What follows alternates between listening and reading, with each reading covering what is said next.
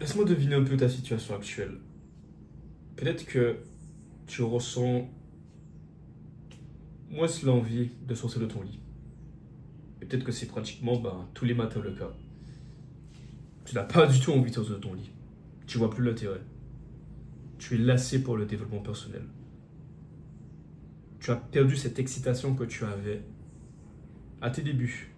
Lorsque tu as découvert la musculation, lorsque tu as découvert le deep work, le travail, Pomodoro, tout ça. Maintenant, en vrai de vrai, t'en as plus rien à foutre. T'es lassé, t'en as marre. Et plus le temps passe, plus tu sens que, bordel, le développement personnel, en vrai de vrai, ça me détruit, ça me tue. Ça me tue, j'en ai marre. La routine, tout le temps la même chose, la même chose, la même chose. Un bout de moment, tu sais, ton cerveau, genre, il explose. Et tu finis par rechuter sous tes mauvaises habitudes. Tu sais, juste pour retrouver cette excitation que tu avais au début. Mais dans les jeux vidéo, dans la malbouffe, dans le porno, dans les animés, dans tout ça. Parce que la vie, elle est chiante. Ta vie, elle est chiante même. Et tu as besoin d'avoir ce pic de dopamine, même si c'est pas dans une bonne habitude, tu as besoin de la récupérer en vrai. C'est bien meilleur que être à fond dans le dev perso, se lasser et...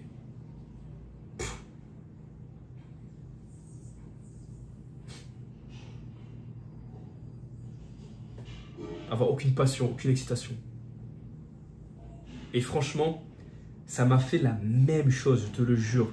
Ça m'a fait la même chose. Mais pour moi, dans le camp militaire dans lequel je me trouve. Si tu ne sais pas, voilà, je suis dans un camp militaire, ça s'appelle RSMA.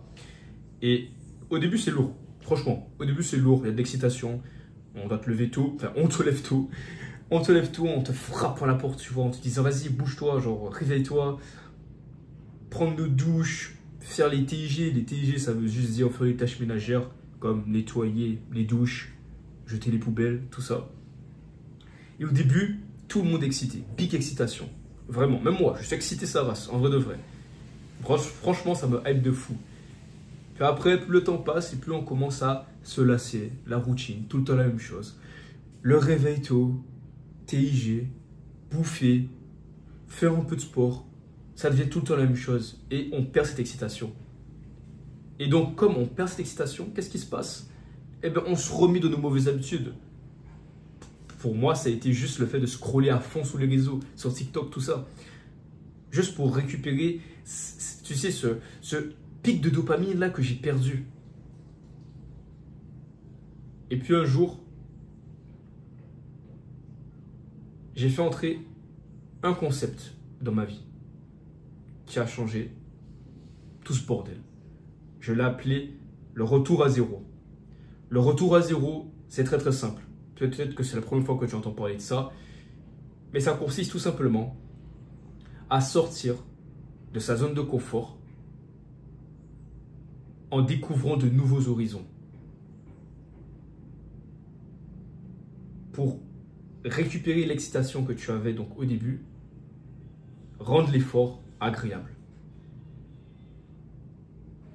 On appelle ça la mentalité du débutant, grosso modo. La mentalité de Shoshin, comme ça qu'on appelle ça. Mais pour que ce soit simple, on va juste appeler ça la mentalité du débutant. La récupérer. Le retour à zéro. Tout ce que tu as l'habitude de faire, je veux que tu te comportes comme un débutant.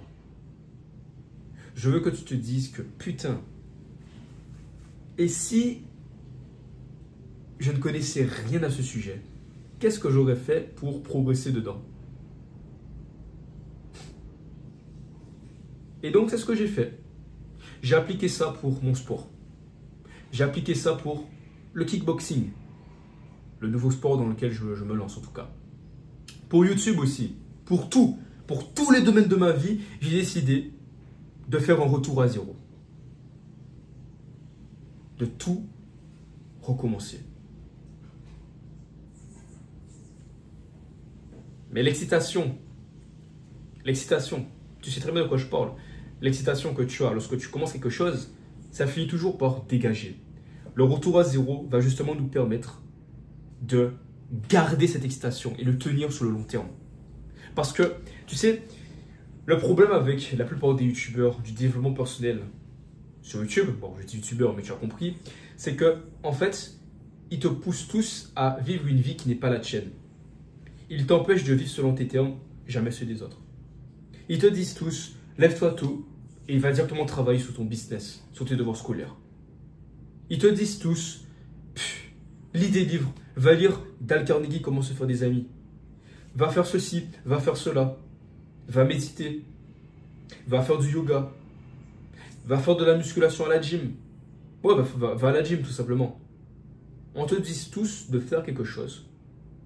Même si ce sont de bonnes choses en soi, tu finis par vivre une vie qui n'est pas authentique. Tu ne vis pas une vie qui te correspond à toi. Tu fais tout le temps des choses que les autres t'ont dit de faire. Et donc forcément, au début, certes, tu arrives à te lever tôt, parce que tu vois la morning routine d'un youtubeur, et tu vois qu'il se lève à 5 h du matin, donc tu le fais aussi. Au début, tu es excité, puis après ça part. Parce que tu n'as pas une motivation intérieure de faire ça. Tu sais même pas pourquoi tu te lèves tôt.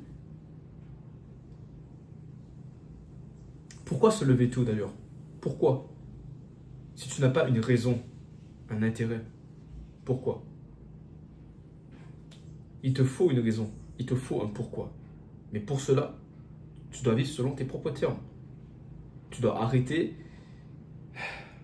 de tout le temps écouter ce que les autres te disent de faire.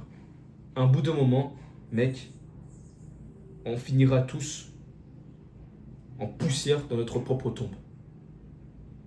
Comprends ça. C'est pour ça que je veux que tu commences par vivre ta propre putain de vie. Concrètement, comment faire pour appliquer le retour à zéro? C'est très très simple. J'ai même écrit ça sur une page. Déjà, premièrement, tu dois d'abord trouver ta saison. Très important. Trouver ta saison. Donc, quelle est ta saison actuelle? Est-ce que c'est la séduction? Est-ce que c'est le sport? Est-ce que c'est l'école? Est-ce que c'est le business? Peu importe. Trouve ta saison actuelle. Moi, ma saison actuelle, c'est le kickboxing. Ok? C'est le kickboxing. Ça va peut-être changer, je ne sais pas. Mais là, en ce moment, ma tête n'arrête pas de penser à ça. Le kickboxing, le kickboxing, le kickboxing. Trouve c'est quoi ta saison. Peu importe c'est quoi. Musculation, kickboxing, boxe, je ne sais pas, le judo, le karaté, le piano, la guitare.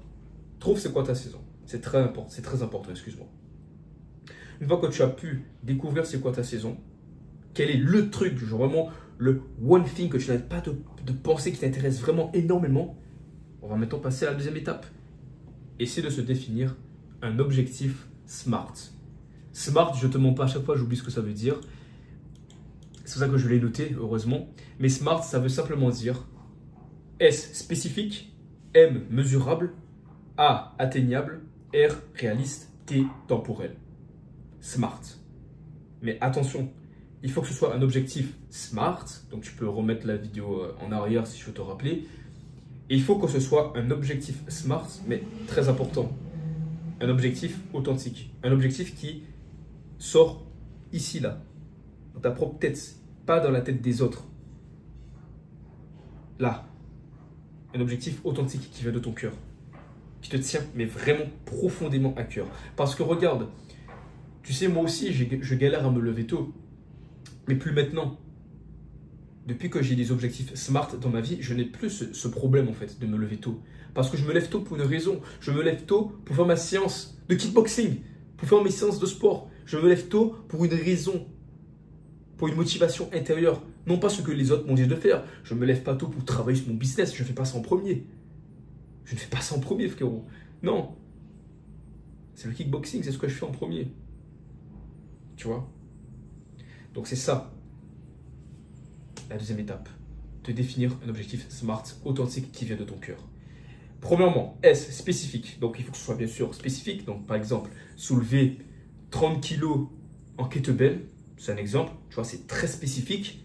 Perdre 5, 10 kg, tu vois, c'est très spécifique. Hein. Et il faut aussi que ce soit, excuse-moi, mesurable. Donc, mesurable, 30 kg. Tu ne vas pas dire soulever lourd. Non. soulever 30 kilos. Là, c'est mesurable. On mesure la progression. Tu vois? Maintenant, il faut aussi que ce soit atteignable. Tu ne vas pas faire ça en un mois. Tu ne vas pas faire ça en un mois, frérot. Non. Généralement, ça va prendre 6 à 12 mois. Peu importe. Il faut que ce soit atteignable. 6-12 mois, c'est la règle. Et réaliste. Bon, bien entendu, voilà, encore une fois, pas en un mois. Surtout si c'est un gros objectif SMART, il faut que ce soit réaliste. Temporel, bon, temporel, comment dire, j'aime pas me compliquer la tête, je préfère me dire décembre 2025, boum, voilà, terminé, paf. C'est temporel, c'est dans le temps. Et une fois que tu as ça, tu as par exemple, allez, soulever 30 kg de kettlebell dans ma séance au CrossFit en décembre 2025. C'est spécifique, c'est mesurable, c'est atteignable, c'est réaliste et c'est temporel.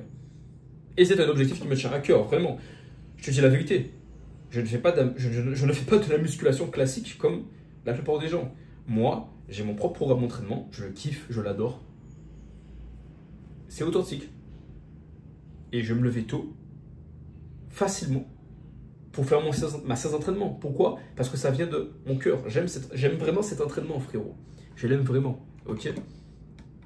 Une fois que tu as ton objectif SMART, ou tes objectifs SMART, maximum 2 ou 3, il te faut maintenant une routine adaptée. Une routine adaptée, c'est très très simple. Grosso modo, ça veut dire que, admettons que ta saison, c'est le fitness. Ok? Ton objectif SMART et authentique, c'est, allez, gagner 10 kg de muscle. C'est bien. Mais dans ce cas-là, ta routine adaptée, ça ne va pas être te lever à 5 h du matin, prendre une douche froide et travailler 2h30 sur ton business ou sur tes devoirs scolaires. Bien sûr que non. Non. Ça sera simplement te lever tôt, t'étirer et faire ta séance de sport. Ou t'échauffer, bien sûr. T'échauffer, faire ta séance de sport. Puis t'étirer, prendre ta douche froide et après travailler. Tu vois un petit peu? Le délire, c'est une routine adaptée. Bien sûr, tu mets les horaires. À quelle heure veux-tu te lever? Et une heure qui te correspond à toi. Pas 2h30 du matin, 3h30 comme David Goggins, tu vois. Non. Une heure de lever qui est vraiment adaptée pour toi. Ça peut être 5 h, ça peut être 6 h, ça peut être... Bon, bien sûr, pas trop tard, pas à 10 h. Ça dépend des personnes, mais moi, par exemple, l'heure que je kiffe, c'est 6 h. J'aime me lever à 6 h, mais bon, je peux pas parce que je suis dans un camp militaire. Là, je suis en permission. Mais on nous fait lever à 4h30, tu vois. C'est weird. Mais bref, il te faut une heure de lever. Bon, bref, adapté. Ok? Adapté à toi. Qui marche vraiment pour toi, pour le coup. Une fois que tu as ta routine adaptée à ta saison, à ton objectif SMART, je veux maintenant que tu adoptes sans cesse la mentalité du débutant. Car bien sûr, lorsque tu vas te fixer cet objectif, en fait, au début, tu seras excité, mais il faut que tu gardes cette excitation sur le long terme. Et pour cela, il faut que tu adoptes sans cesse la mentalité du débutant. Tout le temps. Moi, tout le temps, quand je fais mes séances d'entraînement, tout le temps, je suis en mode débutant. Lorsque je fais ma séance de kickboxing, je suis tout le temps en mode débutant, je te jure. Lorsque je fais ma corde à sauter, je m'amuse. J'apprends de nouvelles choses, de nouvelles techniques. Sans cesse, j'ai la mentalité de « je suis débutant ». C'est ce qui fait que je garde cette excitation sur le long terme. Et le développement personnel ne peut pas me tuer. Parce que je me considère tout le temps comme un débutant. Tout le temps. Tout le temps. Donc, dès lors que tu travailles sur ton objectif, peu importe c'est quoi, le fitness, le business, l'école, peu importe c'est quoi, je veux que tu te poses sans cesse, excuse-moi, cette question. Qu'est-ce que je ferais si j'étais de nouveau un débutant? Qu'est-ce que je ferais? Et basé sur ta réponse, agis. Et on regarde un petit peu la différence. Et maintenant, la 5e étape, tu répètes. C'est aussi simple que ça. Tu répètes, tu répètes, tu répètes, tu répètes, tu répètes, tu répètes. C'est simple. Très très simple. Il y a un homme que j'admire, il s'appelle David Goggins, excuse-moi. Et il y a beaucoup de gens, tu vois, ils le prennent pour un fou. Parce que le gars, il est passé de militaire, SEAL. Puis après, il est passé de de parachutiste, je sais pas quoi, payé à 11 balles de l'heure. Après, il est passé de infirmier, genre ça n'a aucun sens son process.